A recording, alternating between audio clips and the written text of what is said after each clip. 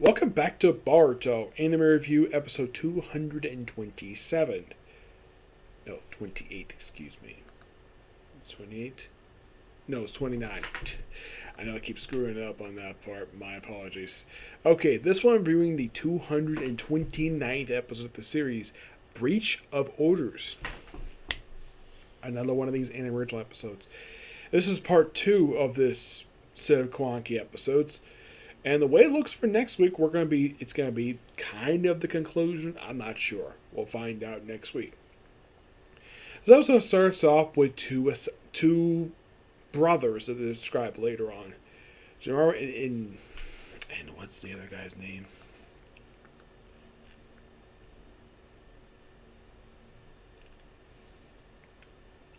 Jamaro and Karain. Excuse me. Yeah, so they take a boy, a random kid, and interrogate him. Well, they pretty much torture him, and then the boy dies. Who this boy is?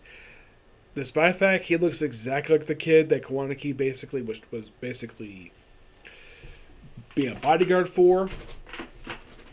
Well, as far as I can tell for that, well, they explain later on what the heck is up with this. So, pretty much, they're continuing their mission. They're basically walking along. We do see briefly Boruto in the episode. Yep, Team 7 do briefly appear in the episode for one scene.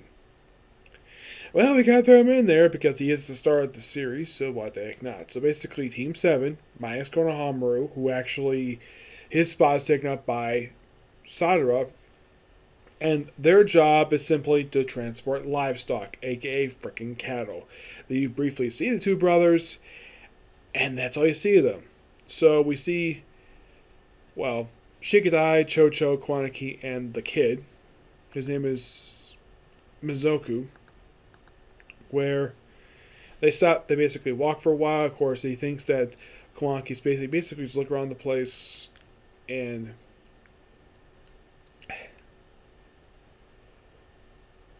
so they get to like a river, take a break, and of course they have it where first we have Kwanaki give him some food. Basically, we have Sadara's mom made these rice balls. So Chojo has one, Kwanaki has one of these rice balls, and Kwanaki is the last one to Mizu, who's hungry. And of course, he doesn't explain why he's doing this. It's almost like he was there just to throw a bone just to divert this episode here. So we walk along for a bit, and they get very close to the border between the land of fire and the land of calm seas. That's what the kid is from.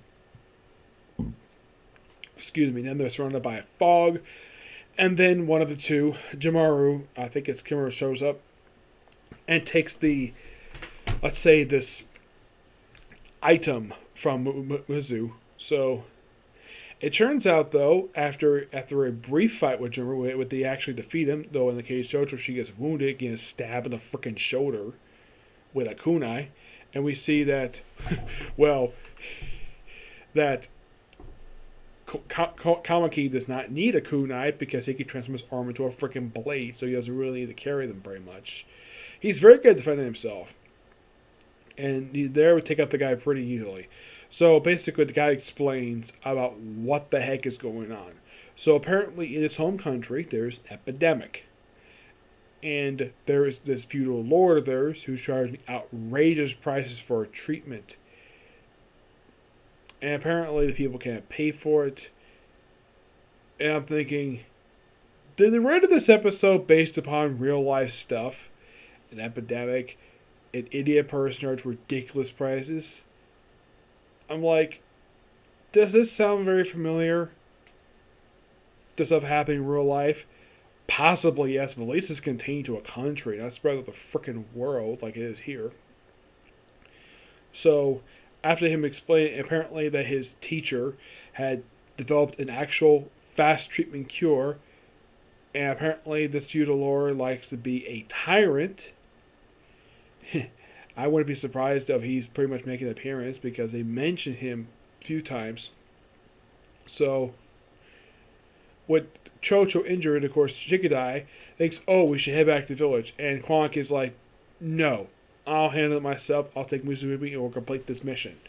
And they run off, and despite the fact that, well, Shikadai basically is telling him that he's disobeying direct order, he tells him, I'm not a shinobi, so you don't have a right to basically give me orders. He's an apprentice. That's what he describes himself as. So then the episode ends with them chasing off the last guy, which his name is Arabane. Yep. And I believe this episode is his debut. Yes.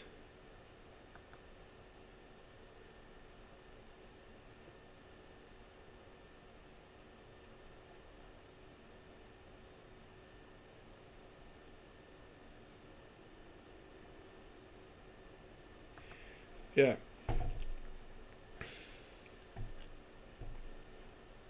So that's what basically the episode ends with them chasing off, where they go chase off the last guy. That's pretty much the episode's nutshell. It's a pretty good episode. It does progress the story a little bit, and of course, now unlike in the case of last week, where this episode was set at the very end of last week's episode, and we continue here, and it has a very good cliffhanger. It's a little bit better than it is last week, where just throw this mission in, and we have to continue on for next week. I don't mind the fact we're trashing on their episode. Not real big issue. I think this arc is pretty interesting so far. And it'd be interesting if Kwanaki does become a shinobi. We'll find out next week. Okay, so that's it for videos. And that's it for videos. Well, for now anyways. Basically, I'll probably do videos probably later on today. Because right now it's at the midnight. So, in the case of tomorrow, is there any videos planned for tomorrow? Not really per se. Excuse me. I might have a comic quarter plan, but that's it. Okay. Next video. Bye.